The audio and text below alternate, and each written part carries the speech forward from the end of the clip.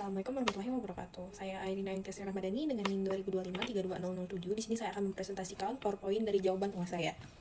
Yang pertama yaitu ada pendahuluan dan konteks UAS. Tujuannya untuk menjawab soal UAS dengan pembahasan sistem informasi manajemen secara komprehensif. Topiknya mencakup PI, IRP, KMS, KPI, balance, dan studi kasus integrasi sistem. Fokusnya pada definisi, menjawab contoh, dan solusi praktis dalam konteks manajemen organisasi modern.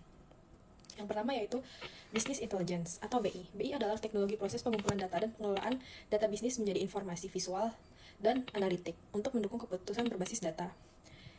Yang pertama, mengumpulkan data berbagai sumber atau kasir gudang sistem online secara terintegritas dan real time. Yang kedua, menyajikan dashboard dan laporan visual interaktif seperti grafik penjualan, tren pasar, dan ringkasan kinerja. Yang ketiga, ada analisis tren dengan data mining untuk mendukung keputusan cepat, akurat, dan berbasis data.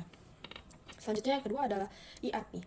Masalah dan solusi ERP pada sistem. Yang pertama yaitu masalahnya aplikasi terpisah per departemen menyebabkan data tidak sinkron, duplikat data, dan kesalahan laporan antar divisi. Yang kedua ada solusi ERP. Satu database terpusat mengintegrasikan proses bisnis data real time, konsisten, efisien, operasional meningkat, dan koordinasi antar divisi lebih baik. Yang ketiga ada Knowledge Management System atau KMS. KMS menangkap dan menyimpan pengetahuan tacit dan eksplisit karyawan untuk mencegah kehilangan pengetahuan saat karyawan senior pensiun, serta mendukung kolaborasi dan inovasi berkelanjutan dalam organisasi, seperti mempercepat onboarding dan dukungan inovasi. Selanjutnya itu yang keempat, Key Performance Indicator atau KPI. KPI mengukur pencapaian target individu dan divisi secara kualitatif. Berikut contoh KPI untuk divisi penjualan. Yang pertama, pendapat penjualan dibandingkan dengan target bulanan yang telah ditetapkan oleh manajemen.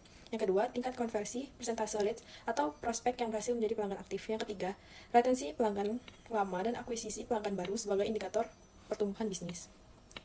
Yang kelima adalah balance score, di mana alurnya yang pertama yaitu keuangan, selanjutnya ada pelanggan, selanjutnya proses internal, dan yang terakhir adalah pembelajaran dan pertumbuhan.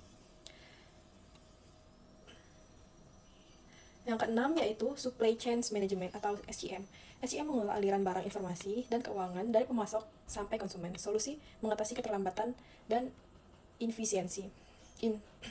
Integrasi informasi real time antara semua pihak dalam rantai pasok untuk visibilitas penuh dan respon cepat terhadap perubahan permintaan. Yang kedua adalah perencanaan permintaan akurat berbasis data historis dan analitik untuk menghindari kelebihan atau kekurangan stok setiap titik distribusi. Yang ketiga yaitu manajemen multipasok dan optimasi transportasi dengan pacak barang real time untuk efisiensi pengiriman dan kedalaman pasokan. Yang ketujuh yaitu bullwhip effect. Penyebabnya yang pertama, peramalan permintaan tidak akurat. Yang kedua, kurang berbagai informasi antar pihak. Yang ketiga, pemecahan bits besar. Yang keempat adalah reaksi berlebihan terhadap fluktuasi kecil. Solusinya itu berbasis data post real time, forecast berbasis data historis atau BI. Yang ketiga adalah vendor management inventory atau VMI. Yang keempat adalah kurangnya ukuran pesanan lebih sering.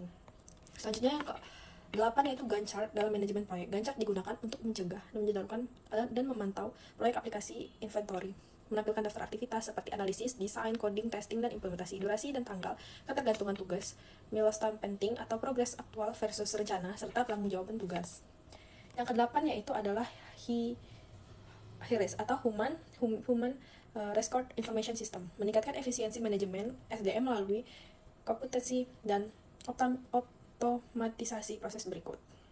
Yang pertama yaitu otomatisasi absensi menggunakan fingerprint atau aplikasi digital, serta manajemen cuti karyawan secara online yang mengurangi proses manual, meminimalkan kesalahan pencatatan. Yang kedua yaitu perhitungan payroll otomatis yang akurat dan tepat waktu, serta menyimpan data karyawan terpusat sehingga mudah diakses dan diperoleh oleh tim HR kapan saja. Yang ketiga yaitu laporan SDM yang sangat cepat dan komprehensif, mendukung pengambilan keputusan strategis terkait rekrutmen, pelatihan, dan pengembangan kompetensi karyawan. Yang ke-9 yaitu adanya studi kasus integrasi sistem. Masalah yang dihadapi perusahaan dalam 4 area utama. Yang pertama, data tidak terintegritas antar divisi, menyebabkan stok berlebihan dan pemborosan sumber daya. Keluhannya, pelanggan meningkat dan sulit memantau kinerja divisi secara real time.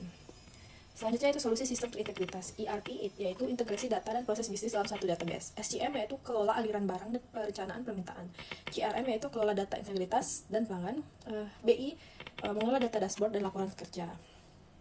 Penjelasan solusi terintegritas. Setiap sistem memiliki peran spesifik yang saling melengkapi dalam ekosistem integritas perusahaan. Yang pertama yaitu ada ERP sebagai backbone integrasi data operasional sebuah divisi dalam satu database terpusat, memastikan konsistensi dan akurasi data lintas departemen. Yang kedua yaitu SCM untuk merencanakan pengadaan berdasarkan peminat aktual.